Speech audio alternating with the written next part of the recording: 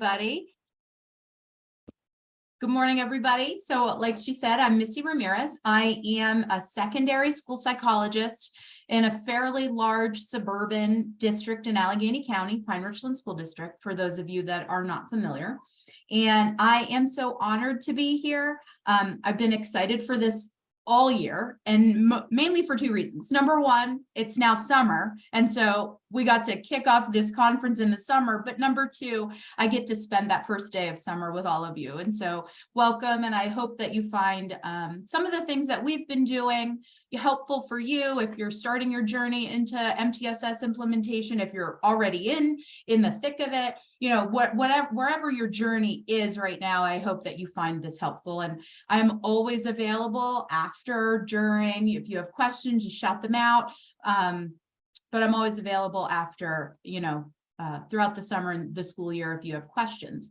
The one thing I do want to say before we get started is I also did a lot of my presentation in pictures, and I did that intentionally because I think pictures are worth 1,000 words, and they're way more useful to you.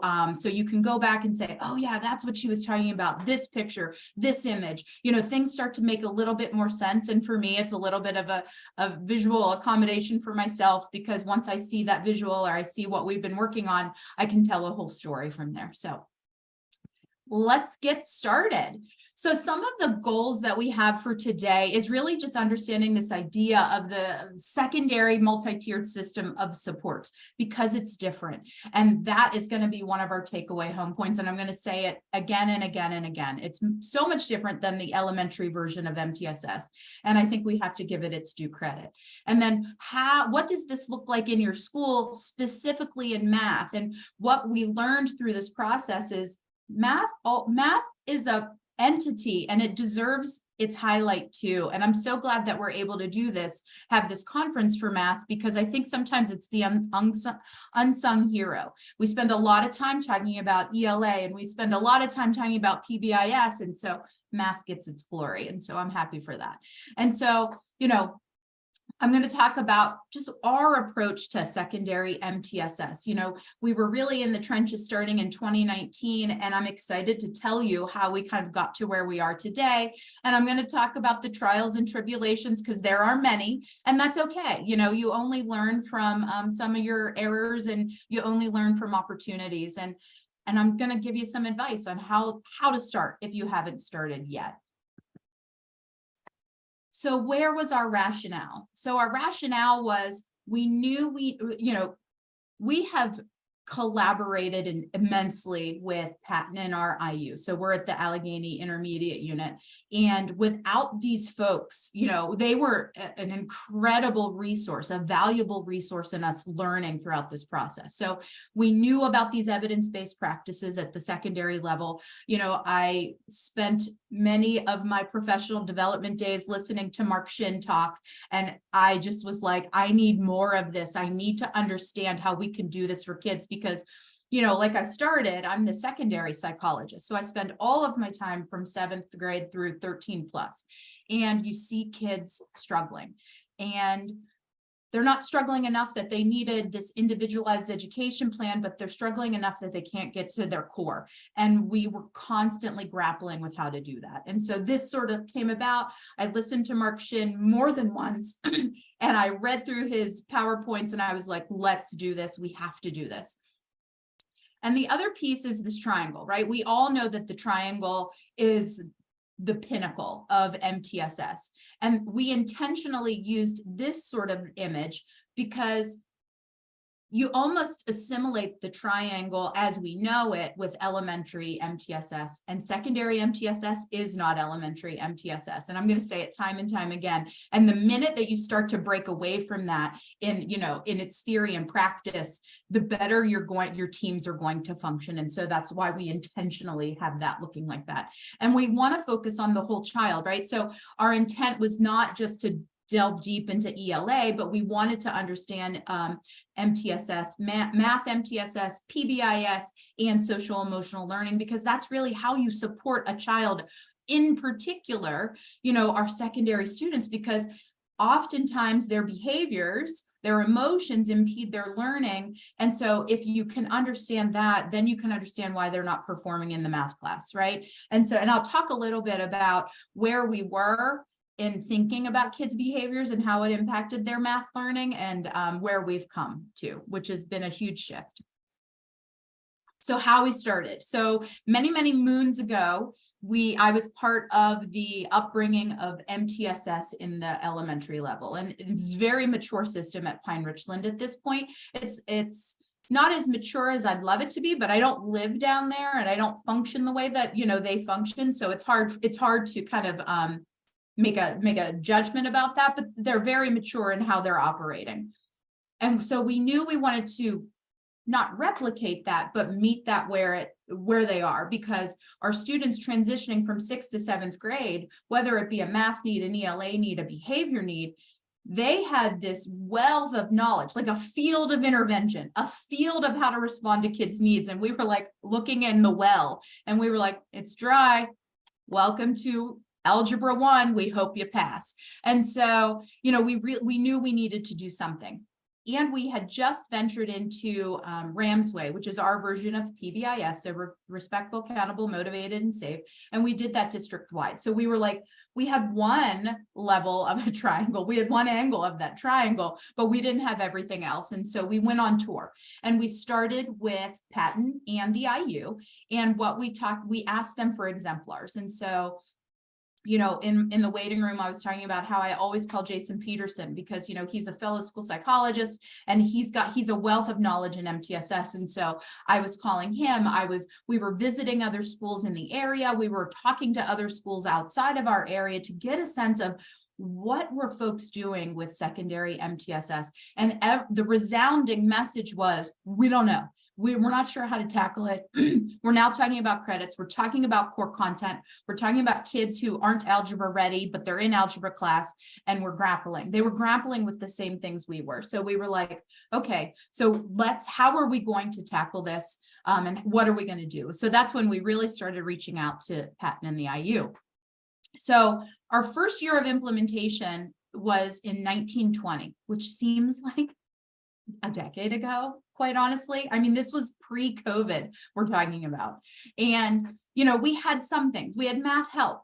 That's my favorite image, because on my door at school, I have Lucy, and it says the psychologist is in 5 cents. And they always say, Missy, you're worth every 5 cents that you're worth, but we had math help. So we had teachers available every period of every day, where students could go and get math help. But really, they just went down. They either were pulled for coverage, or the students went down there just to finish their homework, to check a box, but they weren't gaining the skills that they needed to be successful the next time around.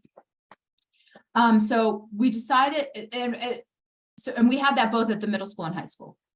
And one of our first go-arounds with MTSS to kind of lift it off the ground was really thinking about process. So you'll see that where it says Pine Richland Middle School, we developed this flow chart, because what we really wanted to hitch our wagon to was tier 1. You get lost in this idea of intervention, but really it's about tier 1. What is the temperature of your tier 1? And we weren't sure, to be really quite honest with you. We knew we had kids with executive functioning needs.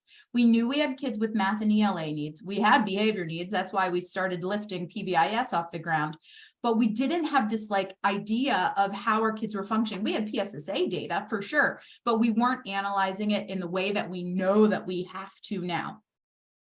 So what we did as a team is we deliberately had our both middle school and high school principal, myself, our intervention specialist, a counselor, and some gen ed folks sitting around a table. And what we came up with was this general flow chart you see here. And in this flow chart is embedded some really great nuggets of information. And what we did is we outlined some best practices, some evidence-based practices folks could do in tier 1. And we would meet with them weekly. And the weekly MTSS meeting was to really sit around and talk about groups of students, not just one student, groups of students. Let's start to look at data. What are we doing in the classroom? How can we start to get a sense of how kids are performing? And you'll see down there, that's our sample MTSS form in its like rudimentary stage. We didn't want to jump to some formal process just yet because our teams were not ready. I think we spent the first 5 months with people angry about it because at the middle school, this was their team time and they felt like we were stealing their time away. And we were like, we're not stealing your time. We're just adding on to it, right? You're already meeting as a team. Let us come in and let's talk about sort of the ins and outs of the day and of students and of data. So we spent a lot of time with them sort of building from the ground up. And what started to really surface was our math teachers. And our math teachers were like, hey, we've got a lot of kids who are not performing, and they're not performing for a variety of reasons, including behaviors and executive functionings. You know, math is a great example of every day there's stuff, there's papers, there's manipulatives, there's all these things that students have to manage, organize, and control. And some of our middle level math courses and below, the students couldn't do it. And so then it was like really became a barrier to their learning. So our math teachers actually became the implementers of our executive functioning program because they could do two things in that academic support period. They could pre-teach, reteach, get skill while building executive functioning skills. It was genius. And then COVID hit. And so then we felt like we had to restart, but it was really it was our first like venture into how MTSS could really work and how our math team really kind of put their arms around this idea of we're not going to say kids can't move on to advance to another course because of behavior. We're going to attack it right here in the classroom in this tier 1 learning setting. So that was 1920. And so we quickly realized that we needed additional professional development. And so that's when MTSS year 2 came up, and I was the cheerleader for us applying for this MTSS series. And the MTSS series through Patton was enhancing middle school, high school partnerships, because we noticed that we were starting to give some love to kids at the middle school, but again, the well was dry at the high school. And so we just kept having to like pour tiny bits of water in each well as we grew and developed. And so what this partnership really did for us was allow large teams to get around and be professionally developed in what it means to have a secondary MTSS team, what it means for secondary MTSS, and how to understand that. The professional development was beyond anything I could have ever imagined. And I became the natural leader of this because, number one, a school psychologist, you're probably wondering, how is a school psychologist in this MTSS math conference? But honestly, I became the front runner because, number one, we love data. Number two, we love grappling with data. Number three, that's our day in and day out job. Every single day I'm looking at numbers and making decisions on kids, right? And so I just became that natural person to take the lead. And I sit in both campuses. And so, you know, our building principals are really the leaders in their buildings, but I'm that leader on the campus because I can see how kids transition. I know how each building operates, and that's not always easy when you're day-to-day tactically developing in a building. So I sort of stepped out as the leader in this, and I became the sort of the intermediary because they want like one person to really kind of take control. And I was the communicator, the deliberator, all of the things.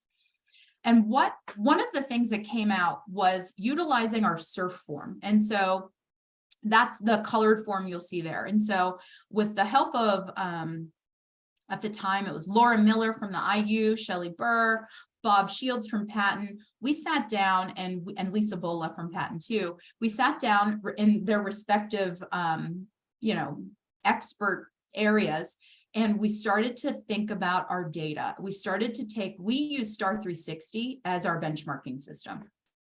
And we took Star 360, and instead of just looking at the total composite, let's say, we started to break it down by standard. And when we sat with the math team, they were floored looking at some of these numbers, because they felt it was more of this operation of, I think I feel my kids aren't doing so well here. And then we put it in plain sight, in plain view. You can't argue with a number. In my email, I quote Bob, because it was this year, he said, data is not accusatory, it's exploratory. And that was hard for folks. This exercise was really difficult, but it was groundbreaking, because we got to then troubleshoot and make plans. And one of the things that was really, there was a gap, was math vocabulary and this idea of fractions. And if you know math, you need to have a fraction, you have to have that number sense, you have to have fluency in fractions to be able to be successful in Algebra 1. And our kids are not super successful in Algebra 1. And we were like, wow, okay, so let's do this. So they spent that whole school year really delving into those standards, and we saw growth. And they were like, this is great. And we were like, we know it's great. But what we also did was we realized there was a missing component for our lower quintile learners, right? So we sat with folks and we talked about our PBOS numbers and what does that look like? And let's focus on these like quintile 1 and 2 kids. And we noticed that they were never growing. Our highest achieving learners were not growing, and our lowest level quintile learners weren't growing. And so we incorporated the CRA strategies this year, and we also bought manipulatives for everybody on the campus from 7th grade through 9th grade. And we trained everybody this next following year. So like when we finished out this series, our plan was, we bought it all over the summer, and then they went through a 3-part series, professional development, in very small groups. It was very intimate with Bob and Shelley, and they really delved into how can we incorporate these into our life. And the interesting feedback was, well, Missy, our students, they're 80%, 70% proficient on the PSSA. And, one of our colleagues said, but what about the rest? And that left them sort of stunned, right? Because it is what about the rest? And so when we started to incorporate the CRA strategies, and we started to incorporate all of these manipulatives, which is different, the students, this was their first exposure to manipulatives. Our elementary partners don't typically go down that road. And so the students were just learning what these manipulatives were. They were just learning how to use them. And the teachers felt like, wow, our lessons are slowing down, but we're getting greater depth in knowledge. And that is really where we need to be, right? We're not lesson. We want to get depth of knowledge on those like core anchors, so the students are successful the next year. And so that was our aha moment here. Can I pause real quick? We had a great question come in the Q&A. People want to know how you make this happen. So as you were talking about the SURF, or this screening information in record form, great data protocol. The question was, if you don't have team time already, how would you fit those meetings into the schedule? That's a great question. So we have academic support time where the teams meet, but we also have, I think our students start around 7:45 and our teachers report at 7:05. So our IU and patent partners loved us because we would invite them in for 7:05 meetings almost weekly. So we meet right before the students would come. That's sort of our secondary delineated time to meet. And that's just part of the schedule, and that's part of the expectation. So although it's very short and you have to cram in a bunch of things, it's time that's not sort of, it's not sacred by the union. It's known time that we're allowed to meet, and we're allowed to meet as frequently as we want to. Once we start to try to meet during the school day, that's when things get a little hairy. So it's that 7:05 to like almost 7:38 that we would meet regularly to do this type of work. And this did not happen in one setting. This would be over like 2 weeks. We would come back and talk about it, like put a pin, come back and finish, because you have to make goals as part of this SURF form and do all of those things. So it would take a couple meetings. Did I answer that? Okay. So So as we moved into MTSS year 2, again, Patton had another series and we were like, all chips are in, we're doing this again because we saw such growth, and it was this job-alike series. And so our math department got to sit together, gen ed, special ed, anybody who from algebra on down to our, what we then called our pre-concepts class. So that's in 7th grade, all the way up through algebra 1 into 9th grade. We were all together learning and growing, and the need was resounding in terms of, number one, we needed PD in manipulatives, the CRA method, and all of these other things. But we also needed our lowest quintile learners, like I talked about before. The data was clear. They were not growing. And through our educational development in with Patton, we realized that there were some really great evidence-based programs out there. And one of them that we adopted was TransMath. Now, it's not easy to adopt an intervention in my place of work anyway. There's a lot of meetings, there's a lot of in-depth program reviews, there's a lot of people sitting around a table. But what we were able to do is really prove that we wanted to pilot TransMath and see if it made a difference. And that's exactly what we did. So and I'll talk about that in a minute because you'll see how it changed the landscape for our students. So we had the tier 1 instructional, methods. We were taking a look at STAR 360 data still. We didn't let that go. And I think that's a really, really good piece to remember. As you're growing, it's really easy to forget about the very first things that you were doing, right? So it's easy to let those team meetings, oh, we've got something else, or oh, this parent wants to meet during this time. It was sacred meeting time. We did not let that go because the math team still wanted to meet. We still met quarterly then. We moved to quarterly meetings to talk about their benchmarking data. And we started to talk about this idea of common assessments. Common assessments in my place of work were we all gave them on the same day, and that was common. So we had to move from it's the common day to it's really about the common strands that we're assessing and how do we compare apples to apples. We were comparing apples to steak to shrimp, quite frankly. And so we had to really spend some time and professionally develop our tier 1 or general educators in thinking about how do we make this data, this core program look the same for kids so we can understand how kids are growing. Again, temperature in tier 1. So we spent a lot of time this year doing temperature in tier 1. We created a decision tree so we could start to think about how do we know, okay, temperature of tier 1, check. We know we're doing that well because now we've got common assessments and our benchmarking data tells us that we're doing well. Now, how do we break off and support these other students? And that's where TransMath came into play. And TransMath at the time, and we're still working through this, so I'm not going to pretend that it's perfect, but it was our intervention course. It used to be pre-concepts. It moved into now we're delivering evidence-based intervention. And I was a big cheerleader for this. And in fact, I feel like at a certain point, people thought I worked for Voyager Sopris, but out of 8 students who were not doing well, they all realized tiered movement after TransMath. And what that means is some were really, really low and they moved to maybe a yellow, some moved back into core content. And so we were just like, this is it. We have found it. But what we know is it has to be core plus. And we were missing that core. We had the plus and we were missing the core. So that's when we had to kind of shift gears and we were working with Shelley and Bob to really put that in because again, we're constrained by a schedule, and that is probably everybody on the screen. You're constrained by the secondary schedule. So I'll talk about that in a minute and how we moved around that. But we learned a lot of lessons along the way. We learned about quality versus quantity because our co-partners at the elementary have so many interventions and we didn't have any. But what we knew is we didn't want a lot of intervention. What we want is things that match our core.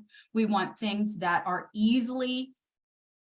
evidence-based, bigger bang for our buck. Because remember, we're talking about secondary students and it's this idea of bolstering their minimum basic proficiency skills so we can get them back into core. We're talking about, post-secondary planning. We're talking about credits. We're talking about all of these things.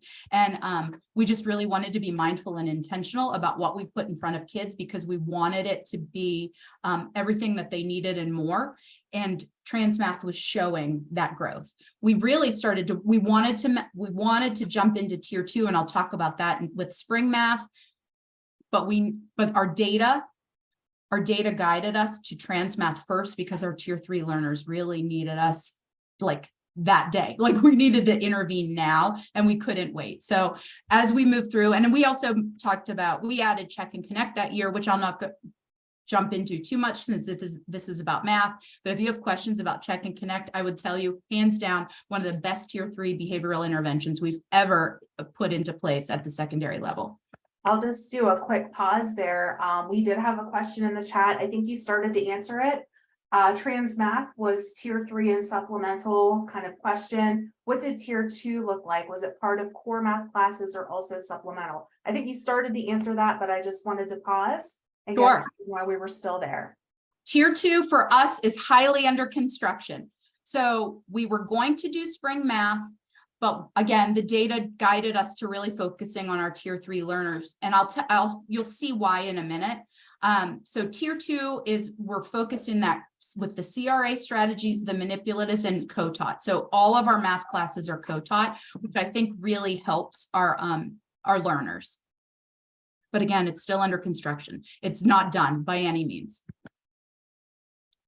So the next year, Patton couldn't get rid of us, because Missy Ramirez was in charge, and I was loving all of the professional development because we have all grown so much. And so we moved into this idea of comprehensive supports. And so we had to come up with a focus, and the secondary campus focus is tier 1 engagement. We want our tier 1 to be as crystal clean as it can be, because again, it's about this idea of you're in core or you're core plus, and we're getting you back into core, right? It's not this 3 tiers and it's all these things. It's 2 tiers, and we have to address the minimum basic proficiency skills. So we really wanted to focus on that. And so that's what we did. That's what we did this year. Actually, it's this year and then the next year. I'll pause a little bit. We have a few more questions coming in as we were getting ready this morning when we were talking with Dr. Ramirez. Said, I hope that a lot of questions come in during the session, because people will want to know, how did you do this? And that's exactly what's happening. So there are a couple here, if that's okay, if we can pause and take those. One of those that came in was, some folks can consider tier 3 special education. I want to clarify that your tier 3 intervention is still pre-special education services. It is still pre-special education services. That is correct. Now, some of our students are in special education who are receiving that, but it is not an exclusive club by any means. Okay, and then we have a few more in the chat. Is co-teaching done with the core teacher and special education teacher? Yes. Okay, perfect. And then the data that you reference is from what sources? So our data is, so we have STAR 360 data. That's our universal benchmark.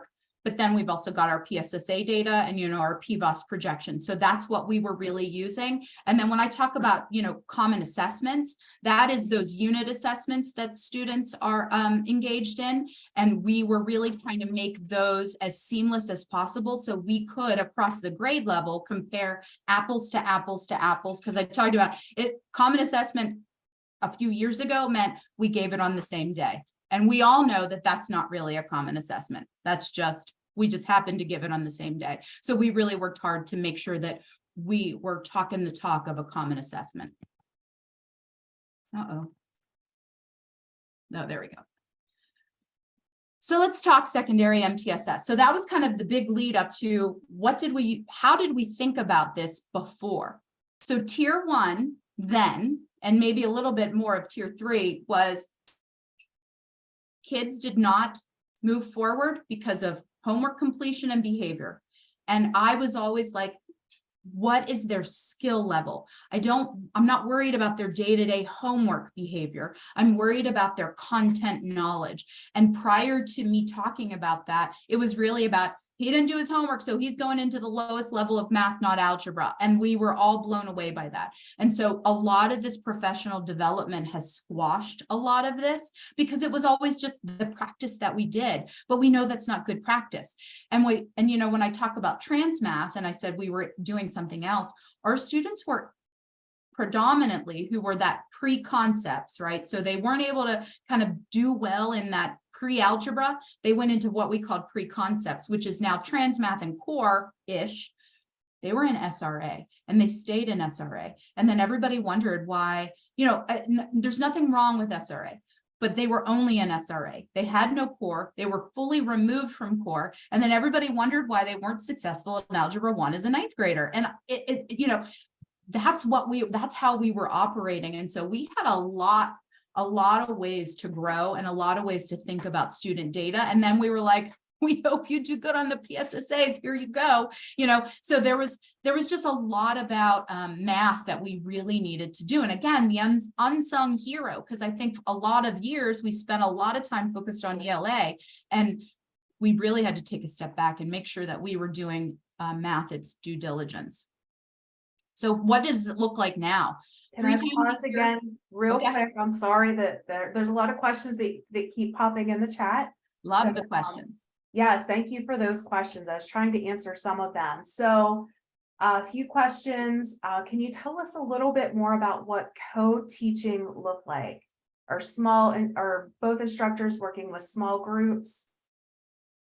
Yes. So co-teaching at the middle school and the high school, it's generally a general educator with a special educator. They don't necessarily at the high school have co-planning time, but a lot of our teachers have time where they kind of they intermingle and make it they plan together. At the middle school, we've got this idea of team time, right? So they're on the same team, they're able to meet during team time, they're able to plan.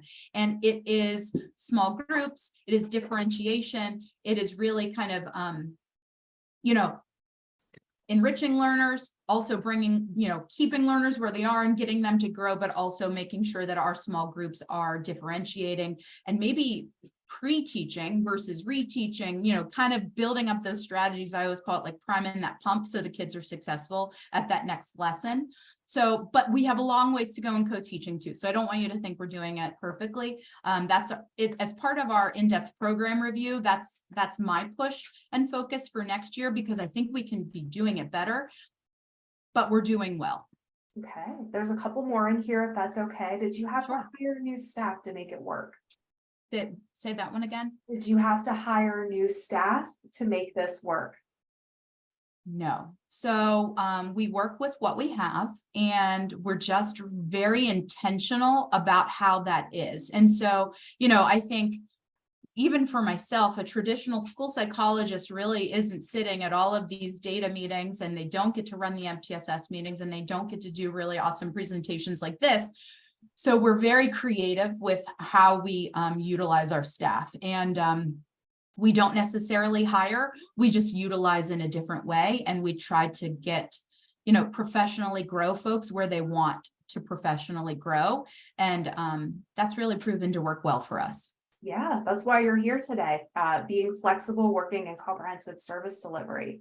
All right, just a few more questions kind of related to specify this is the use of trans math for students as at a tier 3.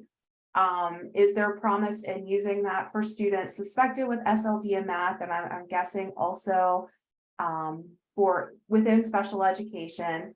And then a few more other questions popping in here. Getting teacher buy-in, considering all the standards that they need to teach, kind of slowing them down. And are students with disabilities included in core math programs with their peers? And then we'll pause on questions for a little bit.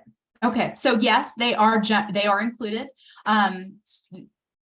Not every student, you know, trans math is very interesting because not every student is special education or has to be special education. In fact, I've got some gen ed kids participating in there who are doing quite well.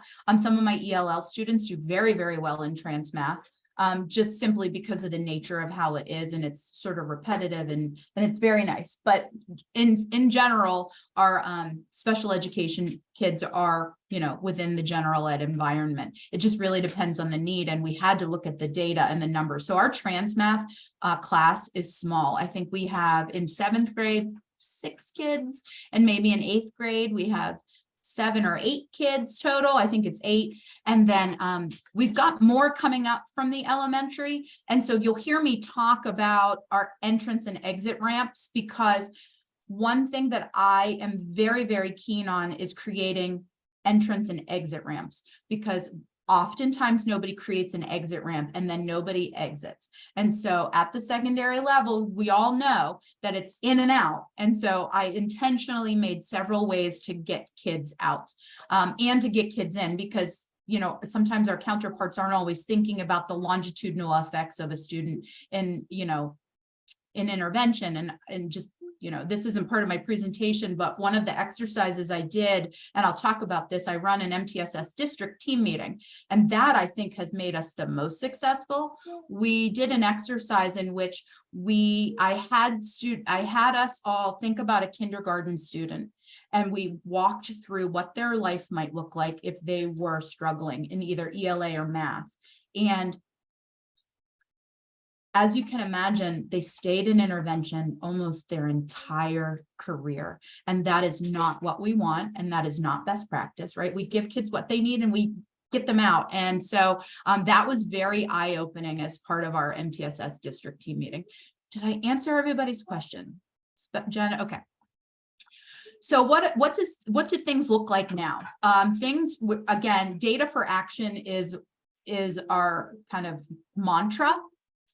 But I always caution people, because people say data, but what does that mean? And so I will say to folks, well, what data are you looking at? What are you talking about? Because it's so easy to just say, look at the data, but what data? How do you know what you're looking at? And so for us, it's going into this instructional planning piece, and we talk about what are our strengths. And then based on the data, based on our STAR 360 and PSSA results, let's break out the standards where we need to address. Let's break out the standards where we can enrich folks, move our highest level learners, right? Because we often in MTSS forget that it's also about enriching the enriched, right? Moving those high advanced learners, but also filling in gaps for kids that need it. And so I think this form really has spoken to being able to do that. And so our last math meeting, we sat and we looked at our quarterly data, and as part of STAR 360, they've got some really interesting pieces to that. And you can jump into a standard,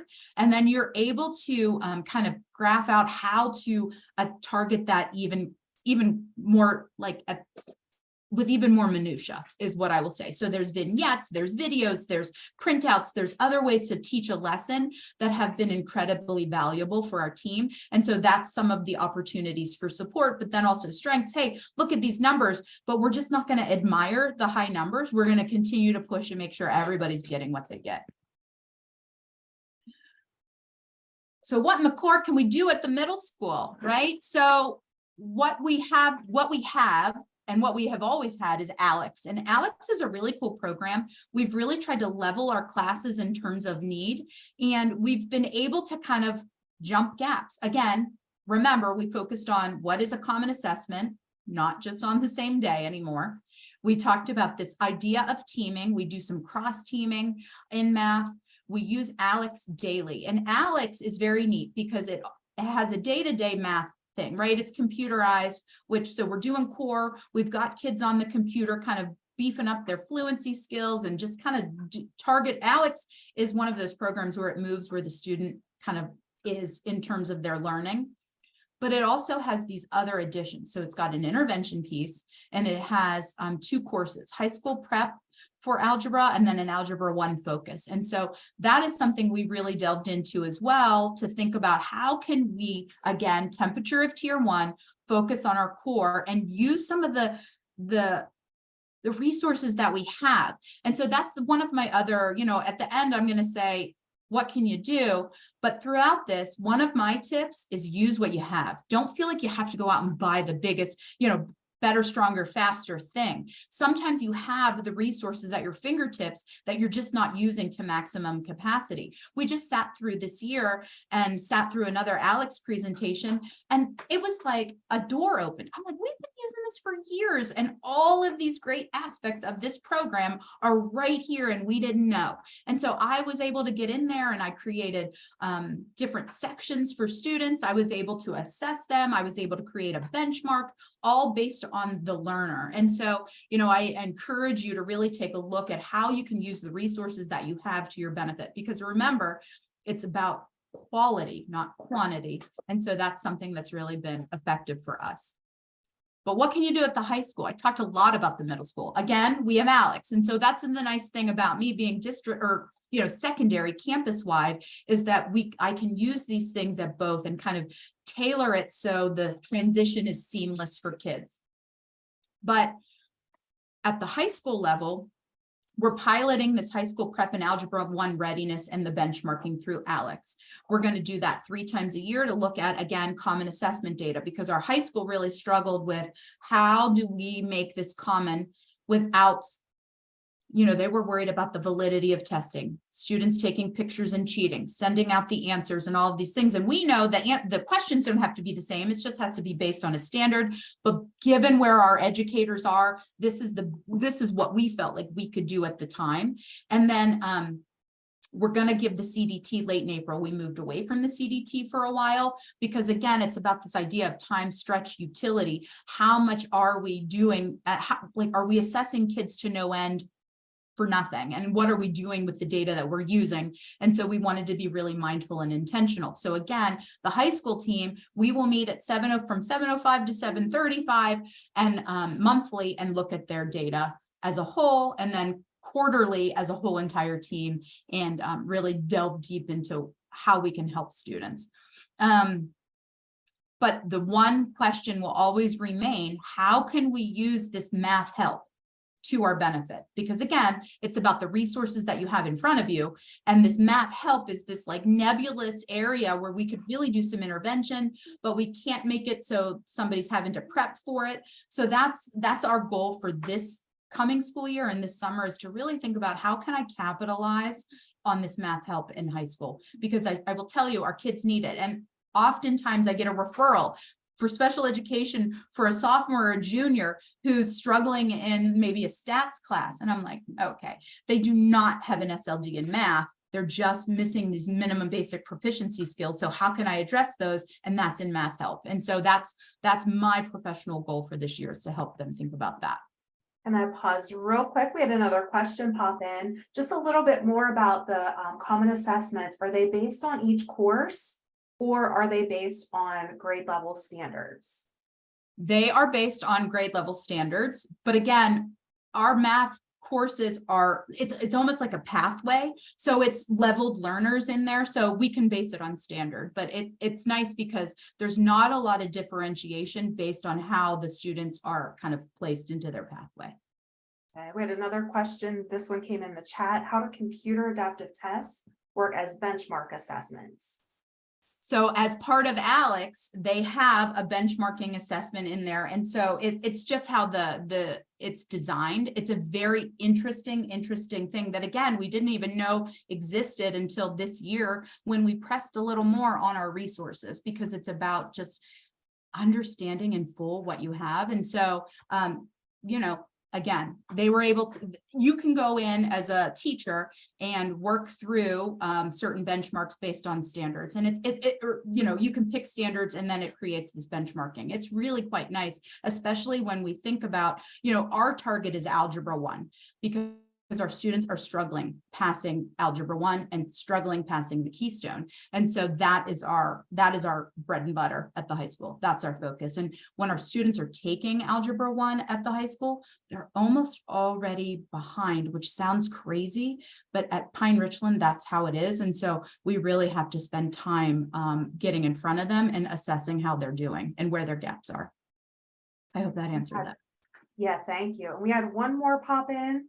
In order to make the co-teach tier 2-3 work, Did you have to remove learning support classes? Do you still have learning support? So the way that we have this is, students who are in special education, their study hall turns into a GPS at the high school, and at the middle school, everybody has academic support. So no, we don't have to remove it. They still can get co-taught classes, but then they still can be in front of a special educator working on goals and objectives. I think that's what you're asking. Yes, and follow up, what is a GPS?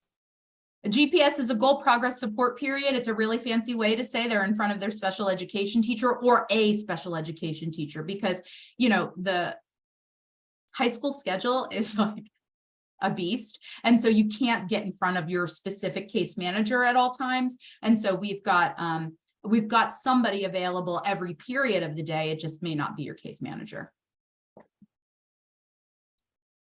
And again, we're exploring programs. So I talked about this spring math, and because our data led us to trans math, because they were in CRA, like I talked about, they were in the CRA spiral bound program and they could never get out. There was no exit ramp. And I'm not even quite sure what the entrance ramp is, to be frank, but nobody could ever get out. And when they did get out, they weren't successful. And so we really had to put all of our eggs in the trans math basket because we knew it was going to be great based on our pilot.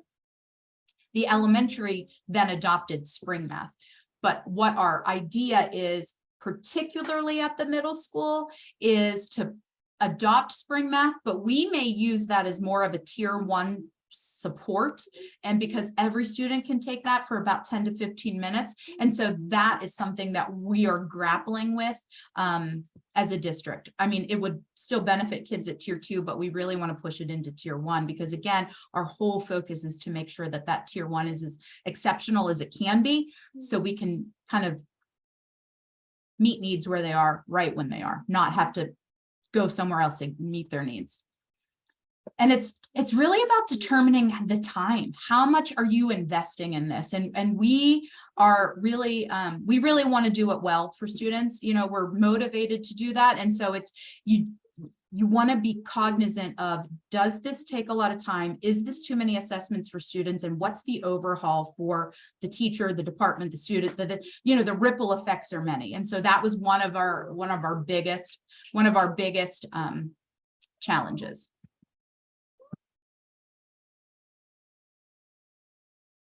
Sorry, I muted myself. Okay.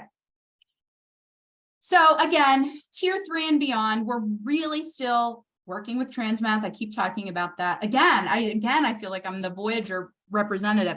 But sitting in that idea of CRA, we've been working with Shelley. She has provided extensive professional development, Shelley Burr from the IU, extensive professional development in our math department, in particular, some of the folks that are delivering trans math, and she's bringing in this idea of, we're using the book Solving Equations. Some of us are reading it. Some of us have already read it. We're really invested and we really want to make a difference for our tier 3 learners, but also we are going to start to focus on our life skills population because, again, some of those kids are not algebra ready, but they're not in this area of functional math, and they're attending the career and technical center where they need some of these basic skills. They need to be able to work with fractions because a lot of them are in, the carpentry program or the HVAC program. And so we're going to overhaul some of that, and we have attainment, and we're going to focus our efforts in this following school year at the high school level in terms of our math delivery for that group as well. So to give you an example, I was talking a lot about data. This is how we really this is how we grappled with it. As part of trans math, they take the PAM, which is this progress monitoring, 3 times a year, but we also wanted to focus on the standards at the grade level. And so the easiest way for us to do this was create these massive spreadsheets of student performance. And this allowed us at the end of the year to really say to ourselves, where is this student going next? Again, exit ramp, think exit ramp. And that was really important for us. So we were able to then take this data and make sense of it and get away from, I think, I feel. And again, we did this at both. This is during a teaming session. This is not just me sitting behind a computer going, they go here, they go there. This was really gen ed, special ed, intervention specialists, assistant principals, right, head principals, and myself making these determinations. You know, at the high school, as an exit criteria, we were really, well, and the middle school, we were using that achieve the core, because we know they're getting trans math, but when we think about the needs and achieve the core, we're able to make sense. Not every lesson needs to be delivered in trans math, and not every lesson in, you know, the gen ed or against the standard needs to be delivered. We needed to take things and make it make sense. Again, biggest bang for your buck, in and out, back to core. And so this was the easiest way, using achieve the core as exit criteria for Algebra 1 in our minds. And we really wanted to, we wanted them to live in this data. So we, again, created spreadsheets to be able to do that. So we could come and look at something and make sense of it and say, how are they performing? Because prior to this, it was all based on teacher recommendation and grades. And now we've got this to back us up. And, you know, I think anybody would kind of prefer to live in this data and know that you've made the right choice.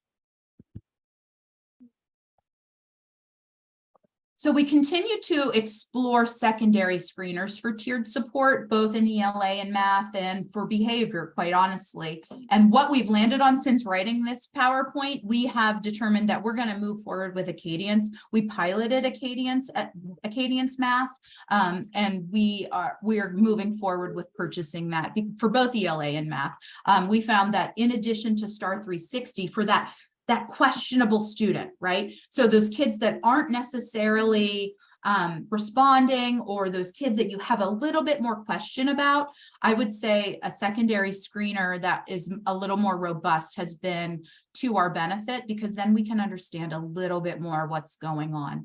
And again, the high school will be taking the CDTs in next spring.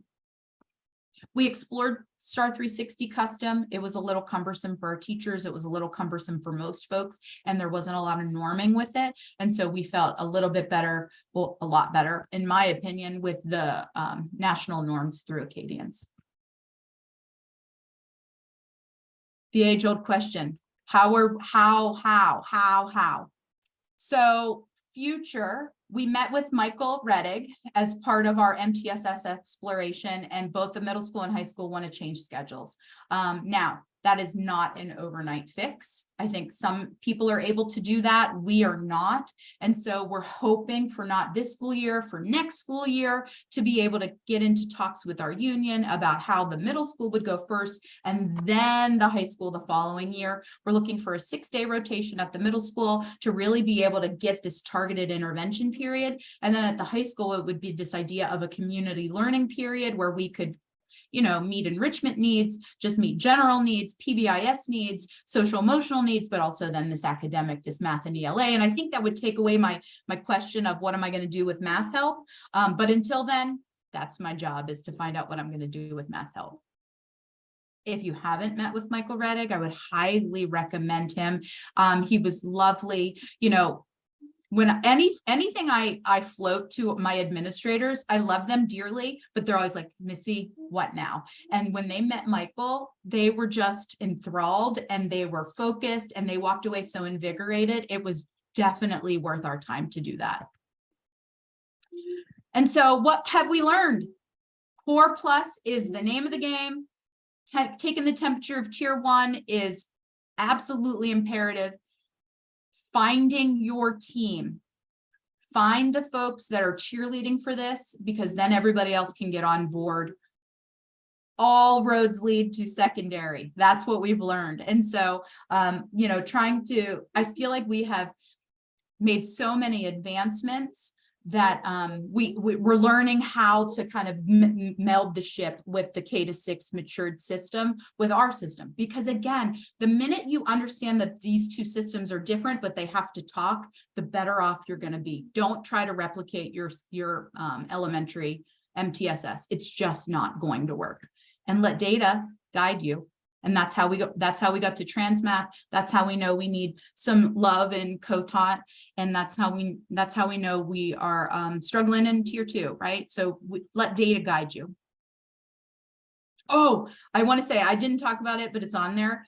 I walked into this going, we need a manual. We need a manual. You can't make a manual in year 1. It's just unrealistic. You've got to live out your trials and tribulations. We started to build a manual for MTSS math, and we started in 1920. So don't think you got to jump right in with a manual. It's just not going to happen. When I talked about making teaming a priority, I created an MTSS district team. Everything in my bones and everything in our training said, anybody with an MTSS district team is going to be most successful. And so our central administrators come, we've got a representative from every building, and I lead that team. And I love that team because my goal is to really start to understand and teach folks how to look at longitudinal data. Are the things that we're doing working for students? Every year it changes.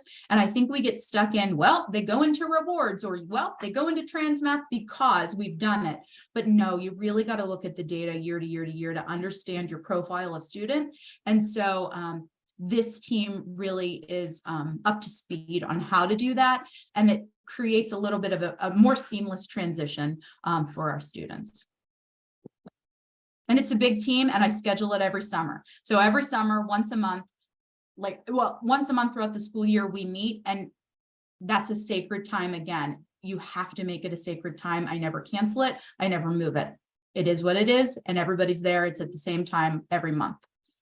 And then we've got building teams as well, where we really kind of jumped in and we got everybody on board. Certainly, just because I'm one of the bigger facilitators of it, my principals are on board and we're lockstep and barrel with each other. That's how you get buy-in. I feel like there was a question long ago about buy-in. How do you get teacher buy-in? It's not easy. It didn't happen overnight. And I would say we still don't have 100% buy-in. But what I will say is now I hear people saying, oh, Missy, I remember when I disagreed with you about MTSS 5 years ago, and this is so cool. So once they start to see some of the growth of their work, they start to buy in more and more and more people start to become intrigued. I will tell you, even for Check and Connect, I have people reaching out asking if they can be trained to be a facilitator or, be a mentor and a coach because they see it's working. And so that, to me, is a testament that it's working. Not everybody agrees with me every day, and that's okay. And I got to be okay with that.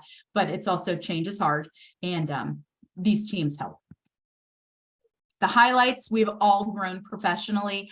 When I think about who I was as a professional in 1920 to where I am today, it's like a 360 change.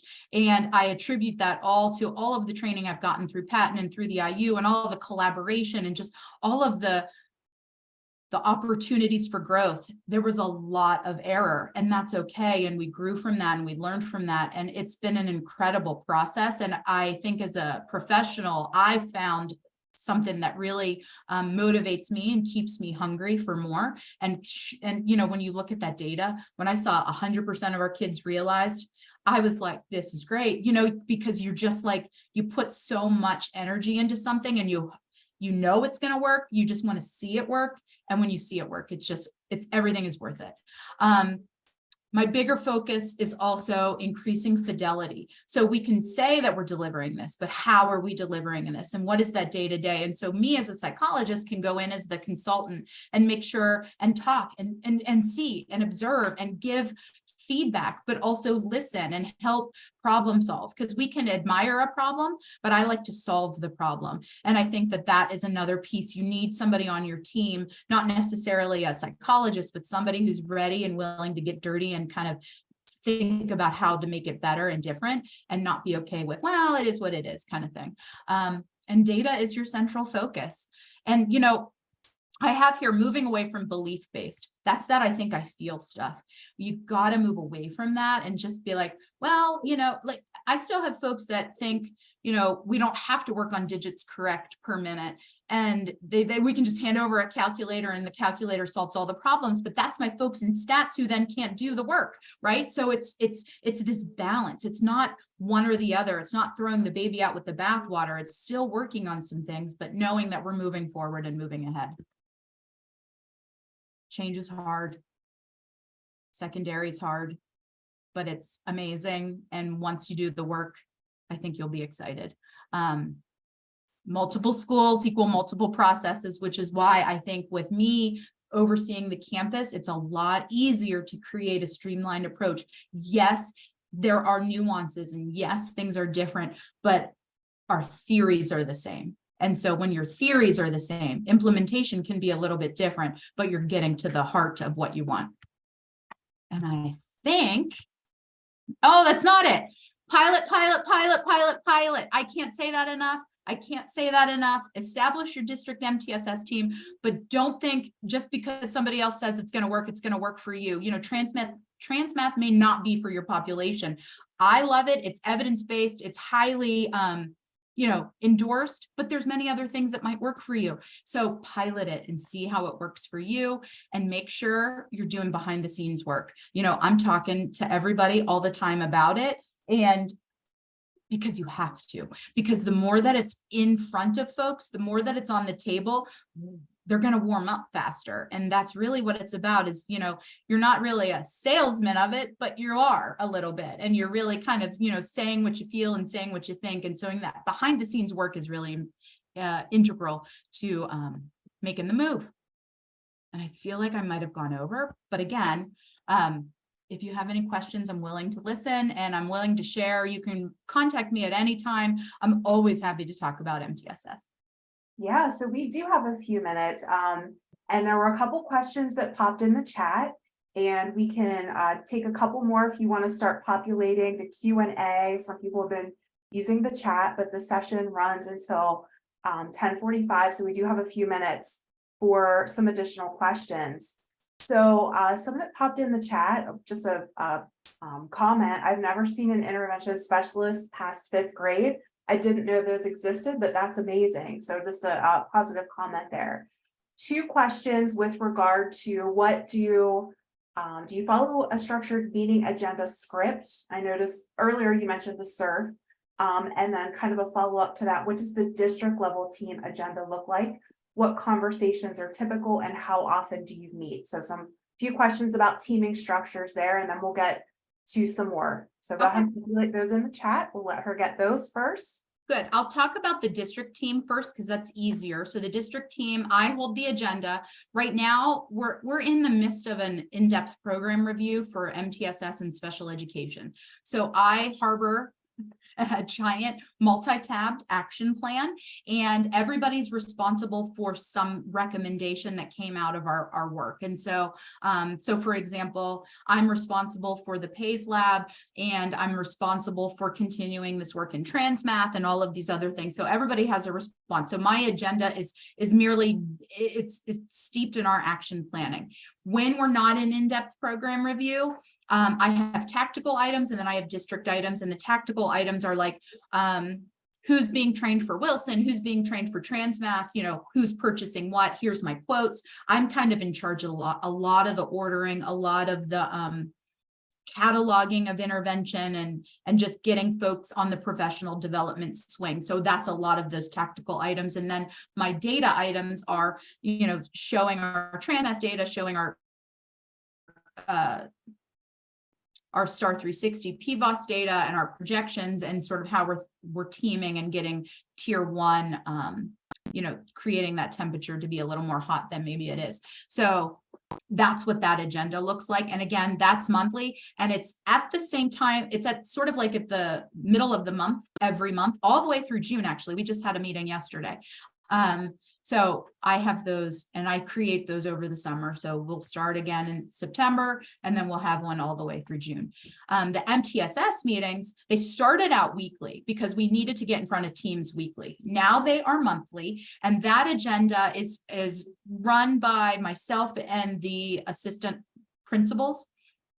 And that agenda is any student that they may have on the front lines for a referral, but then we follow up with any student who may have, because we also have employed the early warning systems. And so we talk about attendance, behavior, and grades, and then so we flag those students. So it's almost like referrals, EWS kids, and then we talk about whoever's has an MTSS referral, because I think I showed you in the earlier slides, we had that rudimentary form. We've since moved into, we have Sapphire and we have an MTSS referral live in there now. And so we ask teams to put in data. We ask teams to put in any secondary screeners that have done. I put in secondary screeners. Our intervention person does too, or any like updates to that. So, and what's really nice is we print those out for the families at the end of the year so they can see the growth of their student or why we recommended a certain thing. So those are the three big items that we address every month. All right, excellent. We have a few more good questions coming in. We have time for another question or two. We have a question in the Q&A. My special ed staff is amazing, but they have high caseloads. How would you implement this if you couldn't use them as a resource or co-teach? So our caseloads are a little high as well, but what we did is we often flex. So, you know, when the kids are in, we've created time. So when other kids are in the gen ed setting, one of our special education teachers is free to teach trans math. And so, you know, it's really about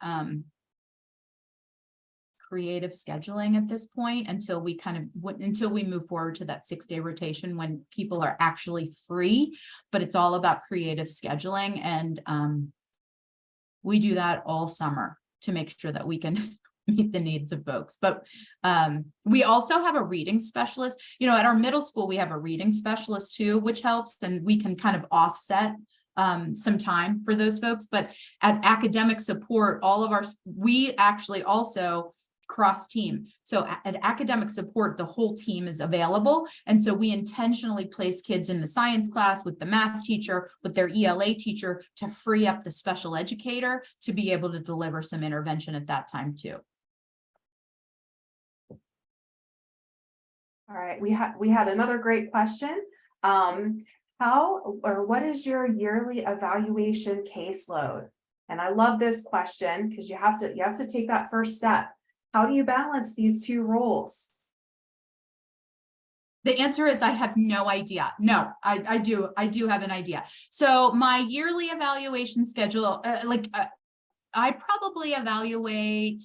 I didn't get my final numbers in because I just finished my last evaluation last week. But I think I run around probably 65 to 75 for the year. But that's a lot of reevaluations. That's not a lot of initials. And so, you know, any secondary psychologist knows you're reevaluating students at certain times of the year for post-secondary planning. So it's just going to be higher anyway, but it's not a lot of initials. And so balancing that is incredibly hard. We have some contract psychologists that intentionally help do some of the testing, but I do all of my own writing because I'm in the classrooms, I'm with the teachers, I know the programs. And so I'm able to really kind of, and I know the students so well. So they may do some of the testing. I do a lot of the writing and a lot of the analyzation, and it is setting my schedule in advance. My schedule is almost fairly set with testing, counseling, groups, and then all of this MTSS stuff in August. There's not a lot of wiggle room. That's how I balance it. Yeah, I love that, working toward that comprehensive service delivery model. And you've got to get your foot in the door to do that systems level work or that caseloads never. Seeing some of your data earlier on, and as a fellow school psychologist, I appreciated that you had the 8 students, 100% moved to level, getting those effective interventions in place. Over time, that starts to reduce those unnecessary referrals. We're treating the issue, so great. We're gonna. One of the things I will add is that, you know, when people call in, you know, parents call in, people are referring, I go right to the source. I have a parent meeting, I have a team meeting, I sit at those MTSS meetings, and I'm like, show me, tell me why. Let's talk about tier 1. Let's talk about what other interventions are in place. It's a great example of a student. They wanted to refer, and I said, let me do a secondary screening. So I did. And I said, you know what? I think this kid would really benefit from X. And we put him in an intervention for about, I think it was about 12 weeks. And we, did the screening again at the end, and he's in the average range. And that would have been an evaluation, right? That would have been a lot of time and intensive work for a student that made him, like I'm talking about standard scores in the 70s to now standard scores in the 90s and the 100s. And that's huge growth. And so, it's a lot of that work is knowing the system and knowing the players and going right for it. Like, I'm not just going to take a referral because I'm going to take a referral. I'm going to ask questions. I'm going to, and the parents trust me. So I'm able to call and say, why are we doing this? Let me do something else and let's see if we see some growth. So it's also that. I've also been in the district 16 years. So that helps. That helps.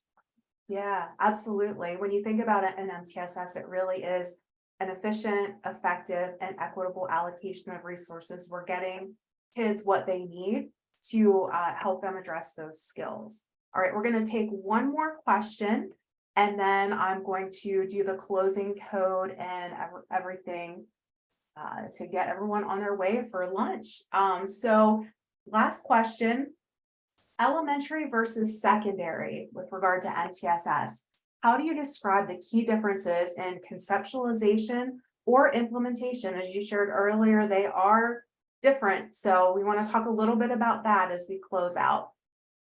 I think they're inherently different because it's a different developmental time for students. And so, when we think about secondary and we think about it predominantly being 2 tiers, right? We're core or core plus minimum basic proficiency skills. We're in and we're out, where I feel like, we're still able to sit in that 3-tiered triangle, move in, and we're fluid, and we're still making decisions and figuring kids out, but they also have more time. We don't have a lot of time. We are credit period by period. We're earning credits. We're planning for their lives. Not that elementary isn't, but when I think about these little folks in front of me who want to be, a nurse and they're struggling in their math, I have to get them to core as fast as humanly possible so I can fill those gaps and get them to where they need to be. So it really becomes about balancing credits, courses, core content, and all of these other things. So it's just,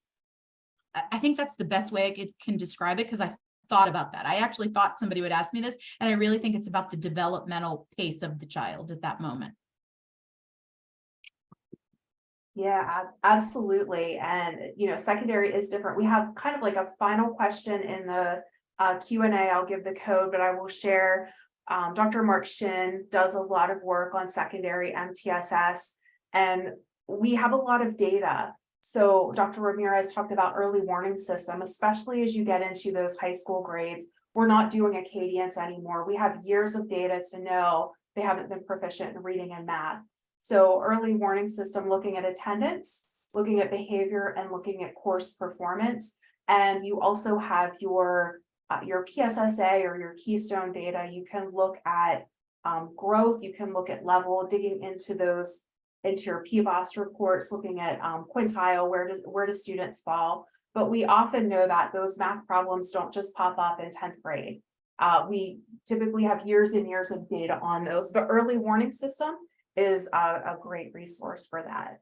It is. We are data rich at the secondary. And yes. So we don't have to replicate. We know where the issues are. And honestly, that's what makes it a little bit easier, because we know who our lowest quintile learners are just by looking, and we know those kids by name. I mean, if I opened up right now, I would know every one of those students and I would know every one of their needs. So that's the nice thing about it. Yeah. Awesome. Well, thank you so much, Dr. Ramirez. This has been an excellent session. We got a lot of great questions. That's always something I can tell as a facilitator. When we have a great session, we get a lot of questions in the Q&A in the chat about how did you do this? How are you making it work? And Dr. Ramirez has graciously offered to share her contact information if you want to reach out after the conference and pick her brain a little bit more. So at this point in time, if it's okay, I'm going to share screen and give everyone the closing code. This session is ending now, and I'm going to go ahead.